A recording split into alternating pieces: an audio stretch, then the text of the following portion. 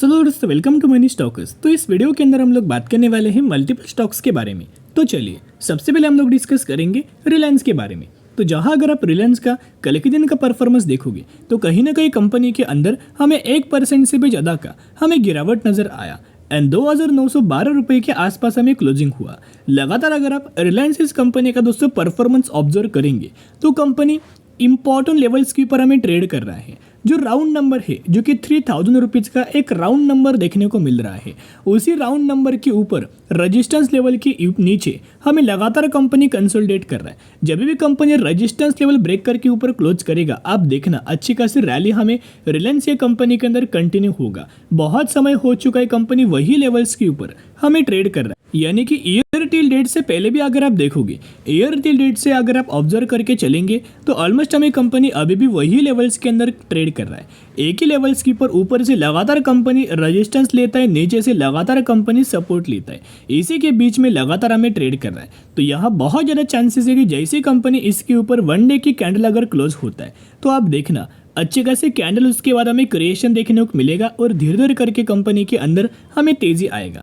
तो ये बाइंग करने का सही मौका है, क्योंकि इसके अंदर अगर आप ऑब्जर्व करेंगे एक्सिस का एक म्यूचुअल फंड है, उसके अंदर बहुत अच्छे खासा बहुत बड़ी क्वांटिटीज हमें बाइंग किया जा रहा है। किन किन कंपनीज के अंदर बहुत सारी कंपनीज का नाम है, TCS, रिलायंस इंडस्ट्रीज एंड उसमें से भी 10 ऐसे स्टॉक्स है जिन स्टॉक्स के अंदर एक्सिस म्यूचुअल फंड्स के द्वारा बहुत बड़ी शेयर्स हमें बाइंग किया। तो जैसे कि आपको पता है कि हम लोग बात कर रहे हैं रिलायंस इस कंपनी के बारे में, तो रिलायंस एक कंपनी के ही बारे में आपके साथ शेयर करूंगा। उससे पहले TCS के अंदर कहीं ना कहीं हमें 3.2% तक की क्वांटिटीज हमें बाइंग किया गया। उसके साथ साथ रिलायंस का अगर आप ऑब्जर्व करके चलेंगे तो रिलायंस इस कंपनी के अंदर मे मंथ के अंदर कहीं ना कहीं 3% तक का जो बाइंग है हमें किया गया है। तो अगर आप ऑब्जर्व करके चलेंगे, म्यूचुअल फंड्स कोई भी कंपनी के अंदर बाइंग नहीं करते जब तक उनका लगता है कि वो कंपनी आने वाले सालों में हमें मल्टीपल रिटर्न्स बना के नहीं देगा, तब तक ये कंपनी के अंदर बाइंग नहीं करते। जब तक इनको इंडिकेट मिलता है, जब ये एनालिसिस करते और उसके अंदर इनको पता लगता है कि यस ये राइट कंपनी है, कंपनी का बिजनेस अच्छा है, कंपनी के पैरामीटर्स अच्छे एंड कंपनी का टेक्निकल चार्ट अच्छा है और फ्यूचर भी बहुत ज़्यादा ब्राइट है, तो वही कंपनी के अंदर लगातार ये बाइंग करते रहते हैं। तो रिलायंस इस कंपनी का मैंने आपके सामने म्यूचुअल फंड्स का डेटा ओवरऑल ओपन किया है, जहां अगर आप इनका हर एक महीने का भी डेटा चेक करेंगे। सबसे पहले मैं आपके साथ मई महीने का डेटा शो करना चाहूँगा ताकि आपको समझ में आएगा कि आपने जो रिलायंस के अंदर निवेश किया है वो राइट चॉइस है एंड लॉन्ग टर्म के अंदर कंसिस्टेंटली आपको रिटर्न बना के देगा।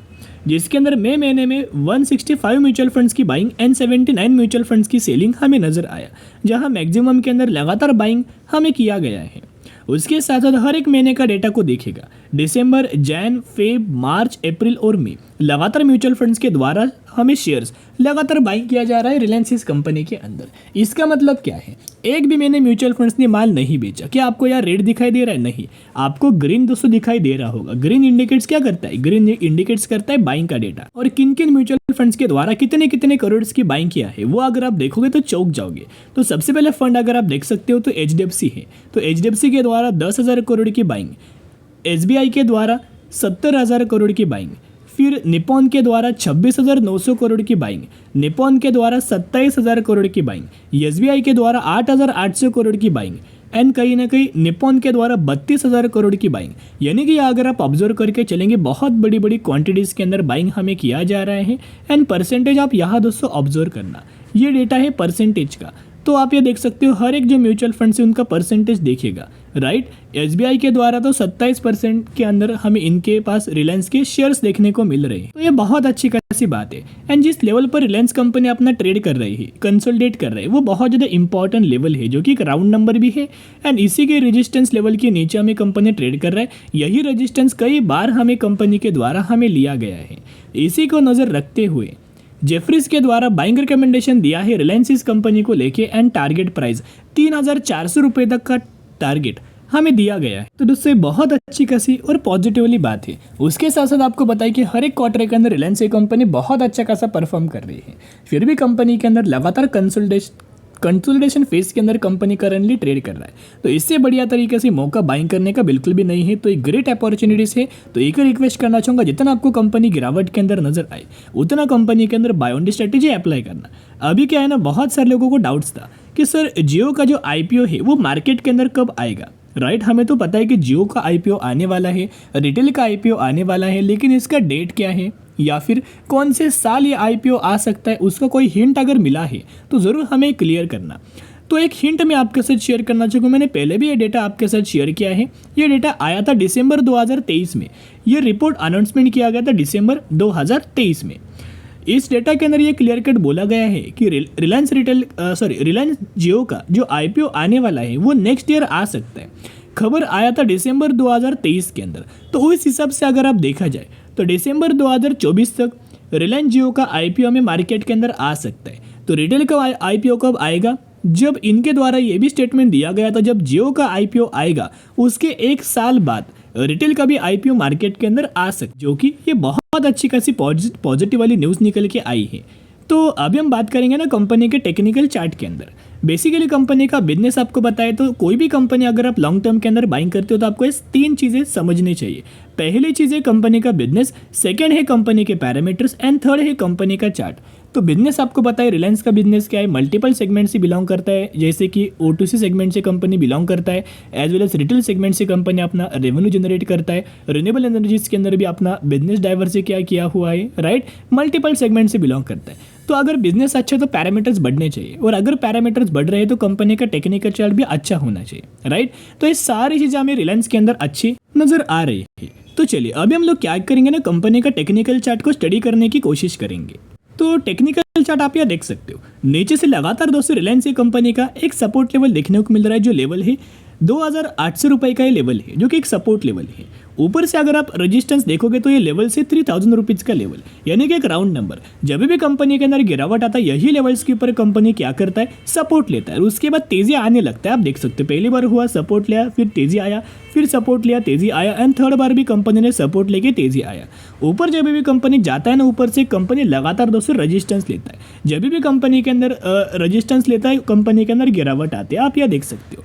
लेकिन ऐसी बात नहीं कि कंपनी बार बार सपोर्ट लेगा, बार बार रेजिस्टेंस लेगा, राइट दोस्तों, कभी ना कभी कंपनी ब्रेकआउट करेगा। तो जैसे वन डे की क्लोजिंग अगर इससे ऊपर मिलता है तो आप समझ जाना कि बड़े बड़े कैंडल्स का फॉर्मेशन होगा, पहले 3400 रुपीज़ तक का टारगेट बहुत इजीली कंपनी अचीव करके देगा। इससे अच्छा मौका बाइंग करने का बिल्कुल भी नहीं है, और बाद में आने वाले फ्यूचर में कंपनी ये प्राइस पर बिल्कुल भी बिलोंग नहीं करेगा, राइट। तो चलिए अभी हम बात करने वाले हैं अगली कंपनी के बारे में, जिसका नाम है संवर्धन मदरसन इंटरनेशनल लिमिटेड, जिसके अंदर हमें फ्राइडे के दिन 1% की तेजी नजर आया, 188 रुपीज़ के आसपास हमें क्लोजिंग नजर आया हुआ है। तो मदरसन सुमी की अगर बात की जाए तो लगातार दोस्तों कंपनी के अंदर तेजी आ रहा है। पिछले 5 दिनों का भी अगर आप परफॉर्मेंस देखोगे वो भी बहुत अच्छा है, पिछले 1 महीने का परफॉर्मेंस देखोगे वो भी बहुत अच्छा है, और पिछले 6 महीने का भी परफॉर्मेंस देखोगे तो वो भी बहुत अच्छा है।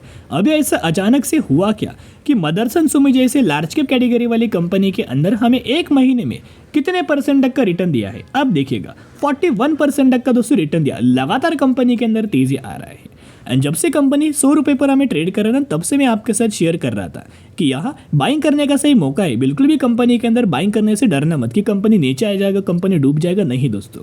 कंपनी का पास्ट का आपको अगर परफॉर्मेंस पता होगा तो जिन भी लोगों को पास्ट का परफॉर्मेंस पता है वो लोग बहुत पहले से कंपनी के अंदर बाइंग करके बैठे हुए हैं, SIP किया हुआ है, एंड लॉन्ग टर्म के अंदर ये लोग होल्ड करने वाले हैं, क्योंकि ये कंपनी का बिजनेस बहुत अच्छा है। संवर्धन मदरसन इंटरनेशनल की अगर बात की जाए तो ये ऑटो सेक्टर से कंपनी बिलोंग करता है, ऑटो एसेसरीज कंपनी मैन्युफैक्चरिंग करता है, ऑटो के कंपोनेंट्स कंपनी मैन्युफैक्चरिंग करता है।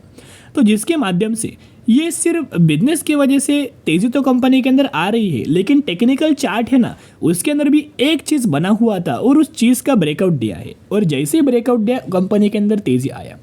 जो भी लोग चैनल को डेली फॉलो करते हैं उन सभी लोगों को पता है ब्रेकआउट आने से पहले हमने आपके साथ शेयर किया था कि जैसे कंपनी ब्रेकआउट देगा रैली हमें देखने को मिलेगी, और कंपनी हमें निवेश करने का मौका नहीं देगा। यहाँ दोस्तों एक पैरेलल चैनल हमें बना हुआ था, जो लोग डेली वीडियोस को फॉलो करते हैं उनको पता है कि हमने एनालिसिस मदरसन सुमी के अंदर क्या किया था। ऊपर से भी एक पैरेलल चैनल था, नीचे से भी एक पैरेलल चैनल था। ये हो क्या रहा था ना कि 1 सालों से, यानी कि 2023 से लेके 2024 तक कंपनी यही चैनल को रिस्पेक्ट कर रहा था। जब भी कंपनी ऊपर जाता चैनल को रिस्पेक्ट करके रजिस्टेंस लेके गिरावट आता, जब भी चैनल के अंदर नीचे आता गिरावट आता तो कंपनी चैनल का ही सपोर्ट लेके तेजी आता। इस तरीके से कंपनी का परफॉर्मेंस नजर आ रहा था। लेकिन क्या बार बार कंपनी सपोर्ट रेजिस्टेंस लेकर चैनल को रिस्पेक्ट करेगा? नहीं, राइट। तो 1 सालों का जो चैनल था उसको कंपनी ने जैसे ब्रेकआउट दिया, आप देख सकते हो लगातार कंपनी के अंदर दोस्तों तेजी आ रहा है। तेजी का जो रीजन है वो कंपनी का बिजनेस तो है, लेकिन कंपनी का टेक्निकल चार्ट भी है। उसके साथ साथ मैं आपके साथ एक इंपॉर्टेंट डेटा शेयर करना चाहूँगा, जिसको डेटा देख के आप मदरसन सुमी जैसे फंडामेंटल स्ट्रॉन्ग कंपनी को लॉन्ग टर्म के अंदर होल्ड करेंगे। यही कॉन्फिडेंस के अंदर आप होल्ड करेंगे, क्योंकि होता क्या है, अभी तेजी आ रहा है तो कोई प्रॉब्लम नहीं, लेकिन जब गिरावट आएगा, प्रॉफिट बुकिंग होगा, राइट, उस वक्त बहुत ज़्यादा लोगों को पेशेंस टेस्ट करना पड़ेगा। बहुत सारे लोगों को के पास कम पेशेंस होता है due to lack of confidence, right. तो कॉन्फिडेंस बढ़ाने के लिए आपको कंपनी का ओवरऑल डेटा पता होना चाहिए, ताकि बुरे समय आप जरूर कंपनी को होल्ड कर पाए। बेसिकली मदरसन सुमी का क्लाइंट्स का डेटा मैं आपके साथ शेयर करने वाला हूँ। यही क्लाइंट जो है, ये क्लाइंट्स मदरसन सुमी को अप्रोच करते हैं, स्पेयर पार्ट मैन्युफैक्चरिंग करके लेते हैं। पहला है Hyundai, Maruti Suzuki, BMW, Renault, Nissan, Ford, Mercedes Benz, GM, Tata motors, Kia, Volvo, MLM, Toyota and Volkswagen. इतने सारे बड़े बड़े कंपनीज मदरसन सुमी से स्पेयर पार्ट मैन्युफैक्चरिंग करके लेते हैं, जिस वजह से कंपनी का अगर आप ओवरऑल शेयर होल्डिंग पैटर्न भी ऑब्जर्व करेंगे तो ऑलमोस्ट हमें FIs के द्वारा लगातार बाइंग किया गया है, DIs के द्वारा बाइंग किया गया है, राइट, एंड पब्लिक के द्वारा माल हमें बेचा गया है। एक ही आपके साथ रिक्वेस्ट करना चाहूँगा, जो भी कंपनी फंडामेंटली स्ट्रांग है ना, उस कंपनी के अंदर माल बेचने की गलती मत करना, लॉन्ग टर्म के अंदर जरूर होल्ड करना। अभी हम बात करने वाले हैं ओरियंट प्रो सॉल्यूशन लिमिटेड के बारे में। 2790 रुपये पर यह कंपनी ट्रेड कर रहा है और मैक्सिमम में 3500% तक का रिटर्न शेयर होल्डर्स को बना के दिया। रिसेंटली ये कंपनी ने 1:1 रेशियो का बोनस अनाउंसमेंट किया है, जिसके अंदर एक के बदले एक शेयर आपको मिलने वाले हैं। तो जरूर कंपनी के बारे में स्टडी एनालिसिस जरूर करना।